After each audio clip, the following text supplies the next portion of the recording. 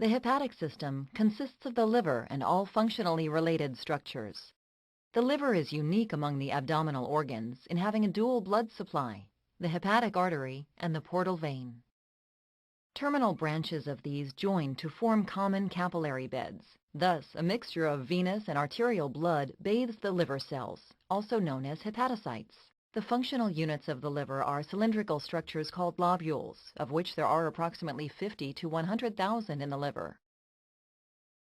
Each lobule is organized around a central vein that empties into the hepatic veins, and from there into the inferior vena cava, which is a large vein that brings blood from the lower half of the body to the heart. As blood travels through the liver, cells called Kupffer's cells remove waste products such as bacteria, old and defective blood cells, and other foreign material.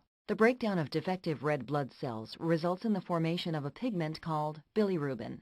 The hepatocytes remove bilirubin from the blood and modify it so it can be secreted into adjacent small bile ducts called bile canaliculi. The bile canaliculi pass the bilirubin along to the common bile duct, where it is carried to the duodenum. At the duodenum, muscle tissue called the sphincter of Oddi regulates the flow of bile into the duodenum.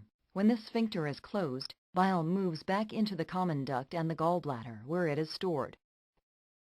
The liver has three essential functions. Bile formation. Bile is formed in the hepatocytes. Bile is essential to the elimination of bilirubin because the bile transports the conjugated bilirubin. Once bile has been released into the duodenum, it aids in the digestion of dietary fats and fat-soluble vitamins. Glucose metabolism. The liver converts glucose into glycogen, which it stores in the hepatocytes.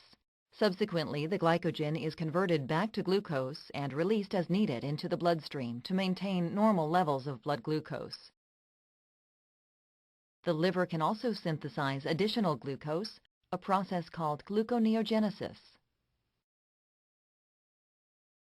Ammonia conversion. Gluconeogenesis results in the formation of ammonia as a byproduct.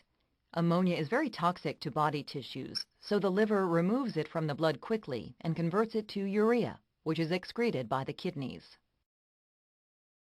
Intrahepatic biliary diseases disrupt the flow of bile through the liver, causing cholestasis, a stoppage or slowing of bile flow, and biliary cirrhosis. Bile is unable to drain from hepatocytes and enters the ductal system to drain into the duodenum. The liver attempts to repair itself by